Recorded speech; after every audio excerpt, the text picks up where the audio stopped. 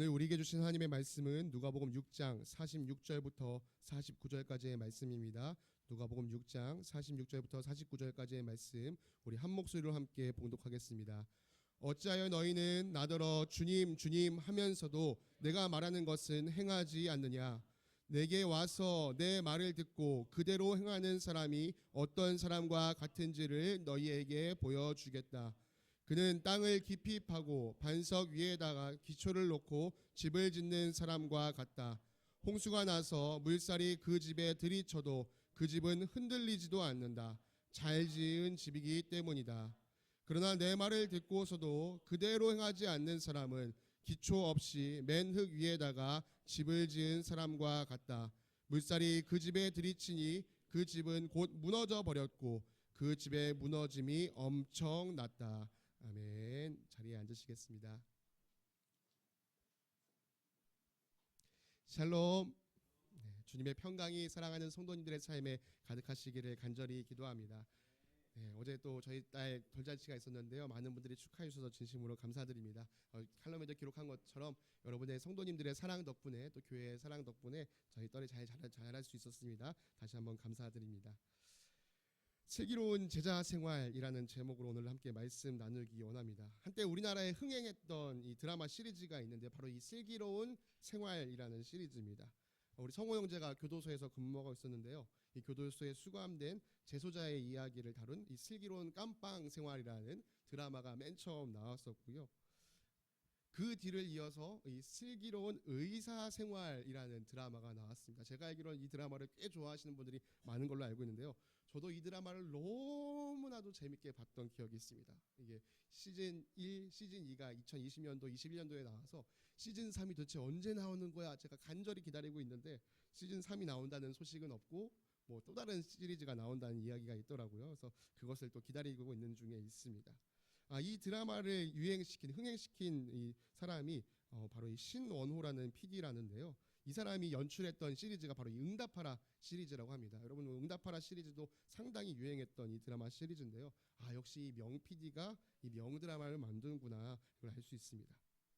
이 신원호 PD에 밀리지 않는 비교할 수도 없는 훌륭하시고 참 멋진 PD, 참 창조주 하나님께서 우리에게 알려주시고자 하시는 것이 있으니 그것이 바로 슬기로운 제자 생활입니다.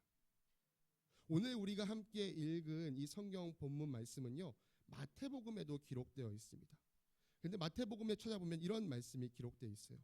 그러므로 내 말을 듣고 그대로 행하는 사람은 반석 위에다 자기 집을 지은 슬기로운 사람과 같다고 할 것이다. 그러니까 제가 지금 슬기로운 제자 생활이라는 이름을 제 마음대로 지은 게 아니고요.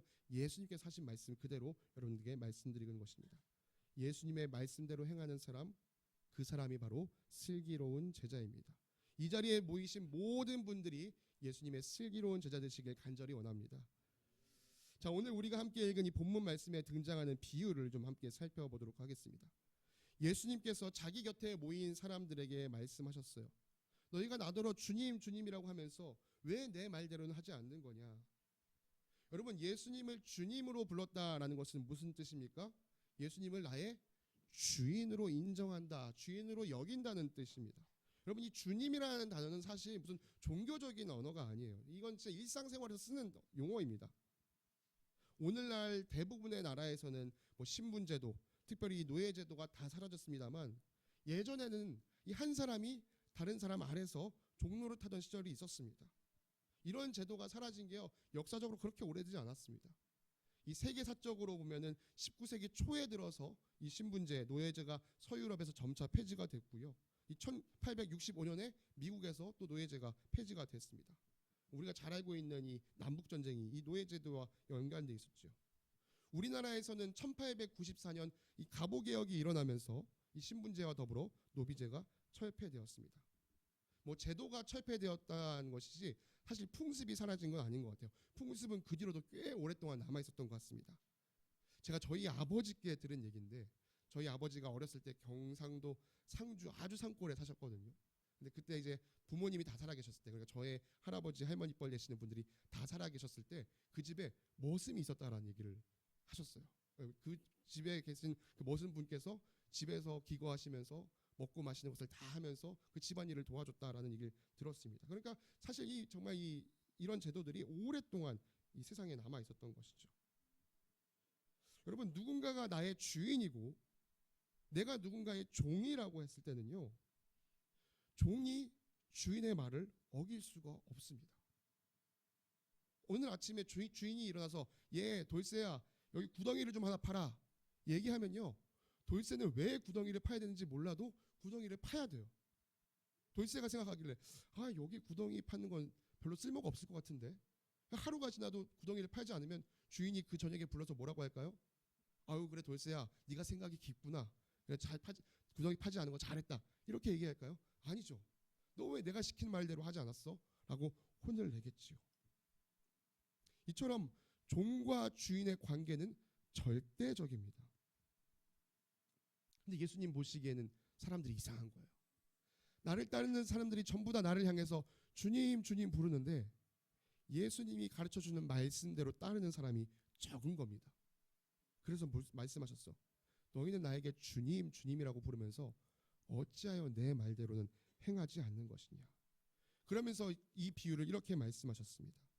내게 와서 내 말을 듣고 그대로 행하는 사람이 어떤 사람과 같은지 너희에게 보여주겠다. 그는 땅을 깊이 파고 반석 위에다가 기초를 놓고 집을 짓는 사람과 같다. 홍수가 나서 물살이 그 집에 들이쳐도 그 집은 흔들리지 않는다. 왜냐? 반석 위에 잘 지은 집이기 때문이다. 계속해서 예수님께서 말씀하십니다. 그러나 내 말을 듣고서도 그대로 행하지 않는 사람은 기초 없이 맨 흙 위에다가 집을 지은 사람과 같다. 물살이 그 집에 들이치니 그 집은 곧 무너져 버렸고 그 집의 무너짐이 엄청났다. 네, 기초 없이 맨 흙바닥 위에 집을 지으면 그렇게 되는 것, 무너지는 것처럼 내 말을 따르지 않는 사람들의 삶은 그렇게 무너진다. 우리 중에는 이 건설업을 하시는 분이 없기 때문에 이 비유가 덜 와닿을지 모르겠습니다. 아마 홍 목자님은 그 살고 계신 집을 직접 지으셨죠. 네, 직접 집을 지으신 분들은 아실 거예요. 이 집을 지을 때 기초 공사가 얼마나 중요한지. 당시 이스라엘 사람들도요, 유대인들도요, 자기들이 살 집을 자기들이 직접 지어야 했습니다. 물론 뭐 돈을 주고 인부를 사서 같이 짓긴 했지만 자기가 그 집 짓는 일에 함께 동참했었어요. 그래서 이 집을 짓는 때 기초가 얼마나 중요한지 다 잘 알고 있었습니다. 여러분, 근데 여러분들 한번 이스라엘 땅 머리로 한번 상상해 보시겠어요? 이스라엘 땅을 생각하면 여러분 어떤 모습이 떠오르십니까? 아마 이 모래가 많은 이런 사막 지역이 떠오르실 거예요. 이게 지금 이 네게브 사막 쪽인데요. 기본적으로 이스라엘이 속해 있는 이 중동 지역은 지표면에 모래가 많이 있습니다. 그래서 이 지역 사람들은요, 옛날부터 샌들을 즐겨 신었어요. 모래가 많은 지역이 어쩔 수 없죠. 오죽하면요, 이 신발 브랜드 중에요, 예루살렘 샌들이라는 브랜드가 있습니다. 우리나라 우리 뭐 성호 형제나 우리 시원이 같은 청년들이 좋아할 만한 무신사라는 이런 사이트에 이미 입점해 있는 브랜드이기도 합니다. 그렇다고 해서 이스라엘 땅이 완전 무슨 사막처럼 모래로만 되어 있는 것은 아니었습니다.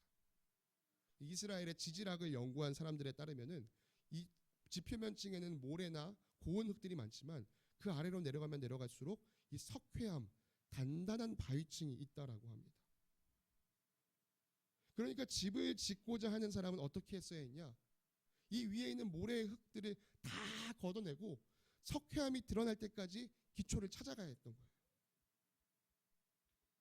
오늘날이야 장비가 많이 발달했기 때문에 이 포크레인 같은 걸로 몇 삽 팍팍 푸면 흙이 금방 파집니다만 이 당시에는 그런 장비가 없었잖아요. 흙을 파는 게 보통 힘든 일이 아닙니다. 제가 군대에 있을 때 직접 경험을 했어요. 제가 근무하던 이 부대 앞쪽에 이제 군대에서는 봄과 또 가을 시즌에 이 진지공사, 보수공사라는 일을 하는데요. 우리가 주둔하고 있는 이 지역을 가꾸는 일입니다. 근데 하루는 저희 부대에서 가장 높은 분이요, 야, 우리 부대 앞에 사격장이 좀 있으면 좋겠는데, 간이 사격장이 있으면 좋겠는데, 이런 마음을 품으신 거예요. 근데 이제 부대 앞에 민간인이 없는 지역을 찾다 보니까, 민간인들의 출입이 없는 지역을 찾다 보니까 이 부대 앞에 산밖에 없는 겁니다. 그래서 어떻게 계획을 하셨냐? 야, 이쪽에 산을 좀 파자. 그래서 이렇게 비탈기를 없애버리자. 왜냐면 이 사격장을 만들려면 최소한 한 30m 정도의 평지가 필요했거든요. 이 일을 위해 2주 동안 부대원들이 아무것도 안 하고 말 그대로 삽질만 했습니다. 와, 이게 얼마나 힘든 일인지요. 아무리 파도 끝이 나지 않았어요. 결국에 2주가 됐는데도 다 못 파니까요. 저희 부대에 계실 때 행보관이 옆 부대 공병대에 가서 포크레인을 빌려왔습니다. 포크레인이 하루만 팠는데요. 저희가 2주 동안 판 것보다 많이 파더라고요. 정말 그때 야, 이 사람이 땅을 판다는 게 삽질한다는 게 얼마나 힘든 일인지 저는 그때 경험했습니다. 저희는 최소한 야, 저기까지 파면 돼 라는 목표 지점이 있어서 그래도 그걸 보면서 팠지만 사실 이 반석을 찾는 집의 기초를 파는 사람은요, 그것도 알 수가 없습니다. 내가 얼마나 깊이 파야 이 반석을 발견할 수 있을까? 그것도 알지 못한 채로 삽질하는 거예요. 그러니까 얼마나 더 힘들었을까요? 이 일이 너무나도 힘든 일이었기 때문에요. 예수님 당시에 상당수 사람들은요, 튼튼한 반석을 찾지 못해도 그냥 대충 땅을 파다가 그냥 이 정도 깊이에서 만들자 해서 집을 만드는 사람들이 더러 있었다고 합니다. 그런데 이렇게 집을 짓는 사람들이 실제로 겪는 문제가 있었는데 그것이 무엇이냐? 이스라엘의 우기가 되면 집이 무너지는 일이 발생했다는 거예요. 이스라엘의 날씨는 크게 우기와 건기로 나눠집니다. 4월에서 8월까지는요, 거의 비가 내리지 않는 시즌이에요. 그리고 9월부터 이듬해 3월까지는 비가 오는 우기인데 특별히 12월부터 이 1월 사이에 1년에 내릴 연 강수량의 대부분이 그 시기에 내린다고 합니다. 그러니까 이 12월부터 1월에는요, 이스라엘에 많은 비가 내리는 시기입니다. 얼마나 비가 심하게 오느냐? 평소에 강이 없던 곳에 물줄기가 생길 정도로 많이 비가 내린다고 해요. 요즘에야 관계시설이나 수로시설이 잘 되어 있기 때문에 비가 내려도 그 관계시설에 따라 물이 흘러가지만 이 당시에는 그런 것들이 마땅하지가 않았죠. 그래서 우기가 되면 실제로 물난리가 많이 났고 기초가 없이 지어진 집들이 무너지는 일들이 발생했던 겁니다. 이런 경험을 했던 유대 사람들이 예수님의 이야기를 들었을 때 확 와닿았습니다. 그렇지. 반석 위에 세운 집은 아무리 큰 홍수가 나도 무너지지 않지. 그렇지만 반석 위에 세우지 않고 맨 흙에 세운 집은 비가 오면 쉽게 무너질 수 있어. 누가 슬기로운 사람입니까? 반석 위에 집을 짓는 사람이 슬기로운 사람입니다. 누가 어리석은 사람입니까? 뻔히 우기가 되면 비가 많이 올 것을 알면서도 반석 위가 아닌 맨 흙 위에 집을 지은 사람이 어리석은 사람입니다. 예수님께서 어떤 사람이 반석 위에 집을 세운 사람 같다고 하셨습니까? 예수님의 말씀을 듣고 그 말씀대로 행하는 사람, 그 사람이 곧 반석 위에 기초를 놓고 집을 짓는 사람이라고 하셨습니다. 그러면 어떤 사람이 반석이 없이 맨 흙 위에 집을 짓는 사람입니까? 예수님의 말을 듣고도 그대로 행하지 않는 사람이 바로 이 무너질 집을 짓는 어리석은 사람입니다.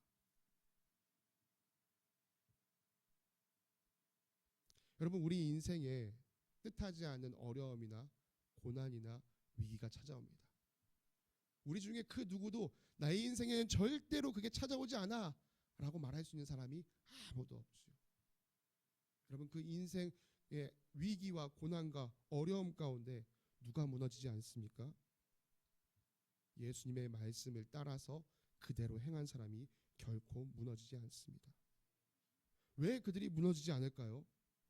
그렇게 사는 사람의 주님이 바로 그 주인이 바로 예수님이기 때문입니다. 내가 예수님 말씀대로 순종하며 산다는 것은 내 삶의 주인이 예수님이라는 사실을 증명해 주는 것입니다. 여러분, 주인과 종, 주인과 모습의 관계를 생각하실 때요, 이게 너무너무 불합리하다, 비합리적이다라고만 생각하시면 안 돼요. 물론 아까 우리 목자님 기도해 주신 것처럼 이 세상의 주인들은, 이 세상의 권력자들은 이 탐욕에 가득 차 있기 때문에 그 아래에 있는 사람들을 쥐어짜고 괴롭히는 일들이 많이 일어납니다. 그런데 만약 여러분의 주인이 선하신 분이라면 어떻겠습니까? 나 자신을 생각하기보다 너희를 먼저 생각하시는 분이 여러분의 주인이라면 어떻게 될까요? 돌아온 탕자 이야기를 여러분들 아시죠? 아버지에게서 유산을 미리 땡겨받아서 집을 나갔던 이 둘째 아들. 이 둘째 아들이 자기 가진 재산을 다 탕진하고 나서 돼지 우리에 들어가 돼지가 먹는 사료를 먹으려고 하다가 자기 아버지 집을 떠올립니다. 그때 그가 이렇게 말합니다. 내 아버지의 그 많은 품꾼들에게는 먹을 것이 남아도는데 나는 여기서 굶어 죽는구나. 네, 물론 품꾼과 종은 다르긴 합니다만 이 아버지는 어떤 주인이었던 거예요? 선한 주인이었던 거예요. 인자한 주인이었던 거예요. 자기 아래에 있던 사람들을 마음 다해 돌봐줬던 주인이었던 겁니다. 여러분, 만약 이런 분이 우리의 주인이 되어주신다라고 한다면, 우리 삶을 책임져 주신다면 우리 삶은 흔들릴 이유가 없습니다. 우리가 주인으로 고백하는 예수님은 어떤 분이십니까? 우리를 위해 자기 생명을 내어주신 것을 마다하지 않은 분이십니다. 그분은 자기 양들에게 생명을 얻게 하시고 또 더 넘치게 하시기 위해, 더 풍성히 얻게 하기 위해 우리에게 찾아온 선한 목자라고 말씀하셨습니다. 그런 분께서 내 삶의 주인이 되어주신다. 내 삶을 책임져 주신다. 저는 100번의 선택 기회가 있다 하더라도 100번 모두 예수님을 주인으로 모시는 선택을 하겠습니다. 이 자리에 계신 여러분들도 반드시 그런 선택을 하시길 바랍니다. 자, 예수님을 주님으로 모시기로 했다면, 예수님을 주인님으로 모시기로 했다면 여러분 이제부터 잘 생각하셔야 됩니다. 예수님께서 분명 말씀하셨어요. 나더러 주님 주님 하면서 왜 내 말은 따르지 않느냐. 그럼 우리가 따라야 할 주님의 말씀은 무엇일까요? 물론 성경이 가르치는 모든 예수님의 가르침을 우리가 반드시 따라야 할 것입니다. 그 모든 가르침을 살펴보기에 앞서 우리는 이 누가복음의 말씀, 그 맥락을 함께 짚어보고자 합니다. 오늘 우리가 읽은 누가복음의 말씀은요, 이 6장 12절 말씀부터 12절부터 계속 큰 흐름을 따라오고 있습니다. 예수님께서 12명의 제자들을 부르셨습니다. 그리고 이 12제자뿐만 아니라 예수님 주변에는 수많은 무리가 함께 따라다녔습니다. 이 수많은 무리들과 예수님의 12제자들은요, 예수님을 향해 다 주님 주님 부르며 따라다니고 있었어요. 예수님께서 그들에게 가르치셨습니다. 4가지 복과 4가지 화. 제가 지난 월요일날 묵상을 나눠드렸었는데요. 이 세상의 복의 기준에 사로잡혀 있던 그 복의 기준을 뒤엎는 새로운 복의 기준을 말씀해 주셨어요. 이 세상의 것을 추구하고 살아가지 마라. 이 세상의 것을 복으로 여기지 마라. 그렇게 그걸 복으로 여기는 사람은 화를 입을 것이다. 하나님의 나라, 나의 이름을 위하여 살아가라. 그렇게 살아가는 사람은 이 땅에서 미련해 보일지라도, 이 세상에서 화를 당하는 것처럼 보일지라도 그 사람이 진짜 복을 얻게 될 것이다. 이렇게 예수님은요, 복의 기준을 새롭게 제시해 줬습니다. 그리고 그 복의 기준을 새롭게 정립하는 사람이 따라가야 할 삶의 행동 강령을 말씀해 주셨어요. 2가지를 좀 살피겠습니다. 첫째, 누가복음 6장 27절입니다. 너희의 원수를 사랑하여라. 원수를 사랑하는 것이 무엇인지 예수님께서 그 뒤에 구체적으로 이렇게 말씀해 주셨습니다. 너희를 미워하는 사람들에게 잘해주고 너희를 저주하는 사람들을 축복하고 너희를 모욕하는 사람들을 위해 기도해라. 내 뺨을 치는 사람에게 다른 쪽 뺨도 돌려대고 내 겉옷을 빼앗는 사람에게 속옷도 거절하지 말아라. 너에게 달라는 사람에게 주고 내 것을 가져가는 사람에게서 도로 찾으려고 하지 말아라. 너희는 남에게 대접을 받고자 하는 대로 남을 대접하여라. 여러분, 예수님의 이 말씀에 기쁨으로 즐겁게 아멘 하고 화답하실 수 있는 분 있으십니까? 솔직히요, 저도요, 와, 이런 삶을 살라고 그냥 그렇게 바라보면요 막막해지기도 했었습니다. 근데 계속해서 예수님이 이렇게 말씀하세요. 너희가 너희를 사랑하는 사람들만 사랑한다면 그것이 어떻게 장한 일이 될 수 있겠느냐. 죄인들도 자기를 사랑해주는 사람을 사랑할 줄 안다. 너희가 너희에게 좋게 대해주는 사람에게 줄 알면 그게 무슨 장한 일이 되겠느냐. 죄인들도 자기가 좋게 생각한 사람에게는 줄 줄 안다.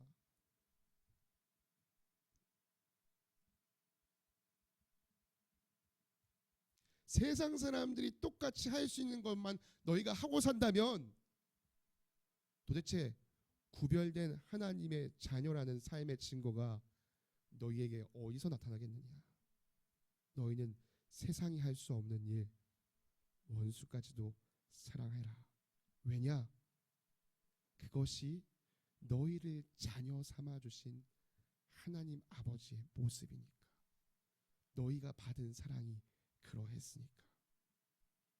여러분, 원수를 사랑하는 것은요, 이 인간의 본성을 뛰어넘는 일입니다. 그 일은 아무나 할 수 없어요. 그 일은 누가 할 수 있습니까? 내가 하나님께 받은 사랑이 엄청나다는 사실을 깨달은 사람만이 할 수 있습니다. 우리나라에는 사랑의 원자탄이라는 별명을 가진 목사님 한 분이 계셨습니다. 손양원 목사님이시죠. 이분에게는 건장한 두 아들이 있었어요. 신앙도 좋고 실력도 좋은 아들들이었습니다. 그런데 이 두 아들이요, 1948년 10월 21일 이 여순반란 사건이 일어나고 있던 그때에 죽임을 당했습니다. 예수를 부인하면 살려줄게 라고 말하는 이 좌익 세력에 동참한 이 사람의 말을 거절하고 자신들의 신앙을 지키기 위해 예수를 부인하지 않았던 이유로 이 두 아들이 죽임을 당했습니다. 목사님께서 이 두 아들의 비보를 전달받았을 때 부흥회를 인도하고 계셨어요. 부흥회를 인도하고 있는데 두 아들이 죽었다는 소식을 듣고 엄청난 충격에 빠졌습니다. 주님, 이게 무슨 일이죠? 그렇지만 주님 앞에 기도하면서 그 마음을 추스리고 아들의 장례식에서 이렇게 기도하셨습니다. 아들을 죽인 원수 회개시켜 아들 삼을 마음을 주시니 감사합니다. 실제로 손영원 목사님은요, 자기 두 아들을 죽인 그 사람을 양자 삼아서 자기 아들로 삼았습니다. 이 손양원 목사님의 아들을 죽인 사람은요, 죽임을 당하게 사형장에 끌려간 상태였어요. 그런데 그 사형장에 끌려간 그 사람을, 내가 이 사람을 아들 삼기로 했으니 살려주시오라고 요청을 했습니다. 당시 계엄 사령관은 이렇게 말했다고 합니다. 나는 이와 같은 사랑을 전에는 결코 들어보지 못했다. 그것은 내 상상을 초월한다. 우리가 하나님으로부터 받은 사랑이 그러합니다. 우리를 구원하시기 위해 하나뿐인 외아들을 내어 주셨습니다. 여러분, 이런 사랑을 전에 들어보신 적이 있으십니까? 이런 사랑을 상상해 보신 적 있으십니까? 그 사랑을 우리가 받았습니다. 그 사랑을 받아서 우리가 하나님의 자녀가 되었습니다. 그러니 어떻게 사는 것이 마땅하겠습니까? 이제는 나를 자녀 삼아 주신 하나님 아버지를 따라 사는 삶을 살아야겠지요. 원수까지도 사랑하여 주신 그 사랑을 우리가 배워야 할 것입니다. 두 번째, 예수님은 이렇게 말씀하셨습니다. 누가복음 6장 37절입니다. 남을 심판하지 말아라. 남을 정죄하지 말아라. 그리고 이어서 이렇게 말씀하십니다. 남을 용서하여라. 그리고 38절에 하나를 덧대어 말씀하십니다. 남에게 주어라. 남을 정죄하지 마라. 남을 심판하지 마라. 남을 용서하라. 남에게 주어라. 그렇게 하면 하나님께서 너가 남을 대한 것처럼 너를 대해 주실 것이다. 여러분, 이 말씀 새겨 들으시기 바랍니다. 여러분, 들을 귀 있는 자들은 이 말씀을 들으시기 바랍니다. 아니, 들을 귀 없는 자들도 예수 그리스도의 이름으로 그 귀가 열려서 이 말씀을 듣게 되기를 간절히 소망합니다. 여러분, 여러분이 옆 사람을 대하는 대로 하나님께서 여러분을 대하여 주실 것입니다. 여러분, 그래서 옆에 있는 분을 대할 때 항상 주님께 대하듯 대하십시오. 내가 이 사람을 이렇게 대하면 주님께서 나를 이렇게 대해 주실 것이다 라는 믿음을 가지고 사십시오. 여러분, 우리가 읽었던 누가복음 말씀을 되짚어 보시기 바랍니다. 예수님께서요, 세리로 일하고 있는 레위, 즉 마태를 제자로 부르셨어요. 그 마태의 집에 들어가셔서 마태의 친구들, 그러니까 세리들이겠죠. 그들과 함께 밥을 먹으셨습니다. 그 모습을 봤던 바리새파 사람들, 율법학자들이여 와서요 예수님의 제자들에게 따집니다. 아니 당신들은 왜 죄인들과 밥을 먹고 마시는 겁니까? 여러분, 바리새파 사람들, 율법학자들은요 세리들을요 이미 죄인 취급하고 있는 거예요. 정죄하고 있는 것이죠. 심판하고 있는 것이죠. 그런데 이런 모습이요 예수님 보시기에는 정말 아이러니한 모습입니다. 왜 그럴까요? 그렇게 말하고 있는 바리새파 사람들, 율법학자들도 죄인이기 때문이죠. 우리나라 속담에 뭐 묻은 개가 뭐 묻은 개 나무란다는 말처럼 우리가 읽은 성경에 눈에 들보가 들어있는 사람이 눈에 티끌드는 사람을 지적하는 것처럼 예수님 보시기에 바리새파 사람들도 이 세리들과 다를 바가 없는데 그들을 정죄하고 심판하고 있는 모습을 보니까 참 기가 차신 겁니다. 여러분, 우리는 결단코 심판자의 위치에 서지 못합니다. 우리가 심판자의 자리에 서는 것은요 마치 내가 지금 재판을 받으러 재판정에 왔는데 다른 재판정에 들어가서 거기서 판사 역할을 하고 있는 거와 마찬가지인 거예요. 그러면 얼마나 우스꽝스러운 모습입니까? 남을 심판하지 마십시오. 남을 정죄하지 마십시오. 여러분, 이 말은요 남의 잘못을 그냥 눈 감으라는 말이 아니에요. 우리가 작년에 서로 사랑하자라는 주제로 말씀을 나눌 때 사랑의 한 형태로서 충고에 대해서 말씀드린 적이 있습니다. 사랑으로서 충고의 핵심은요 그 사람의 잘못을 들춰내는 게 아니에요. 그 사람의 영혼이 잘못된 길로 가고 있는 것을 안타까워하는 마음으로 하는 것이 충고입니다. 여러분, 그냥 그 사람의 잘못을 들춰내는 것으로 나의 정의감을 지켜 세우고 내가 더 우월한 사람이야, 그런 승치감을 얻지 마십시오. 정말 그 영혼이 잘못된 길을 걷고 있는 것에 대한 안타까운 마음으로 네가 그 길에서 돌이켜야 돼, 그렇게 충고할 때만이 참된 사랑을 이룰 수 있습니다. 그래서 심판하지 마라, 정죄하지 마라, 그 뒤 말씀 뒤에 뭐라고 말씀하십니까? 용서해라. 여러분, 이 말씀의 강조점은 여기에 있는 거예요. 용서해라. 원수를 사랑해라. 용서해라. 그리고 베풀어라. 사랑하는 겨자씨 성도 여러분, 부디 저와 여러분의 가슴 속에 그리고 우리의 영혼 속에 이 용서와 베품이 새겨지기를 간절히 원합니다. 여러분, 이 세상이 우리를 통해서 하나님의 사랑을 경험하려면요 우리를 통해서 용서와 베품을 경험받아야만 합니다.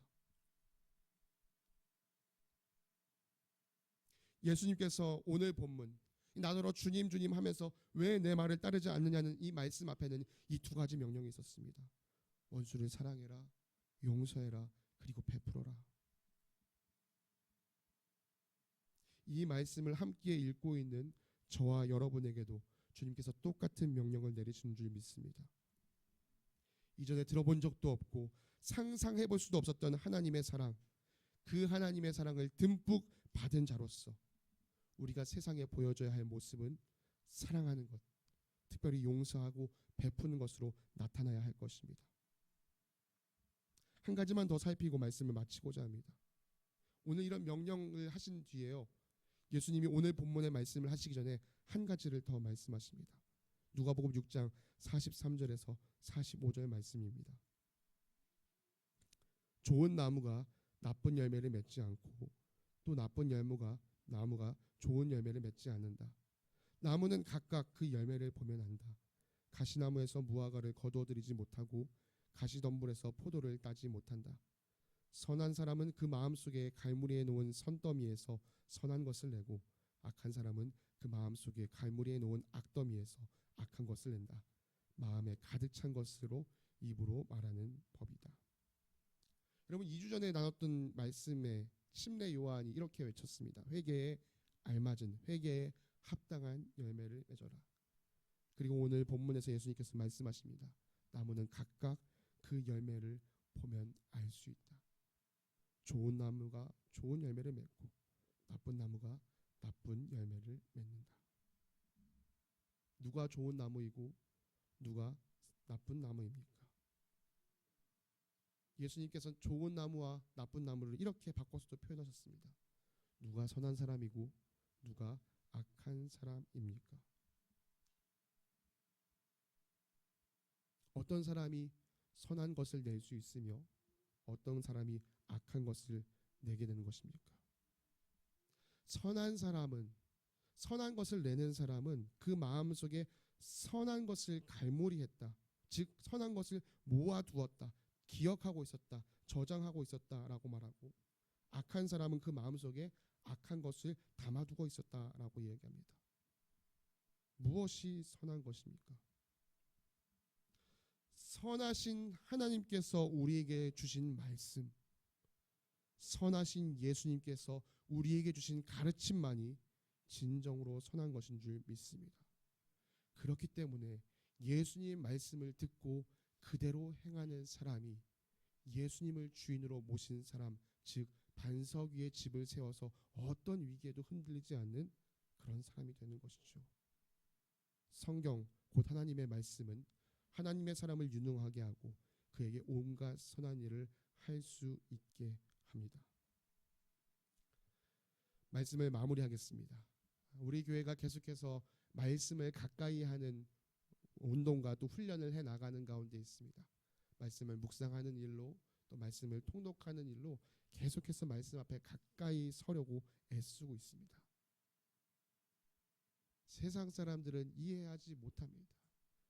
야, 그 오래되고 오래된 책을 너희는 왜 아직도 가까이 하며 살라고 하냐? 그보다 더 좋고 훌륭한 가르침이 이 세상에 얼마나 많이 나와 있는데, 이 세상을 살아갈 때 유용하고 아주 효과적인 그런 자기계발서들이 얼마나 많은데 너희는 여전히 그 구닥다리 책에 갇혀 있느냐? 하나님의 말씀은 절대 구닥다리가 아닙니다. 우리에게 주신 이 말씀만이 유일한 진리요 우리를 살게 하는 길인 줄 믿습니다. 예수님은 자신에게서 들은 말씀대로 행하는 사람이 반석 위에 집을 짓는 사람이라고 말씀하셨습니다. 아까 말씀드린 것처럼 반석 위에 집을 지으려면 땅을 깊이 파내려가야 합니다. 땅을 깊이 파는 것이 힘들어서 멈추고 맨 흙 위에 집을 짓는 것은 집을 지을 그 당시에는 편한 일처럼 보일 수 있습니다.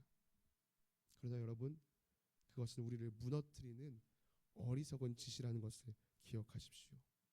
세상 사람들이 미련하게 보더라도 예수님 말씀을 따라 사는 것, 그래서 예수님이 우리 인생의 참 주인이 되시는 것, 그것이야말로 우리 아까 목사님 기도하신 말씀에서 말씀해 주신 것처럼 세상이 줄 수 없는 평안을 예수님께서 우리에게 허락하시는 길인 줄 믿습니다.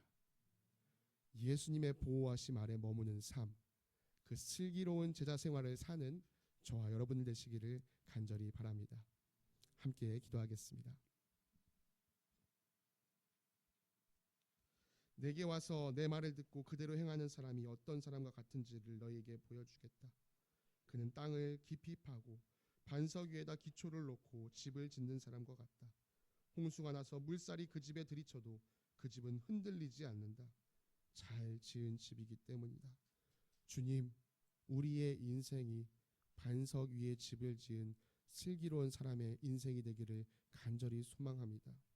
예수 그리스도의 말씀을 따라 사는 것이 세상이 바라보기에는 고된 일이고 미련한 일처럼 보여도 예수님이 우리 삶의 주인 되실 때 진정한 평안이 우리에게 임한다는 사실을 기억하면서 주의 말씀에 우직하게 충성하며 살아가는 저희들 되게 하여 주시옵소서. 이 귀한 결단을 우리에게 허락하여 주실 줄 믿고 감사드리며 거룩하신 우리 주 예수 그리스도의 이름으로 기도드립니다. 아멘.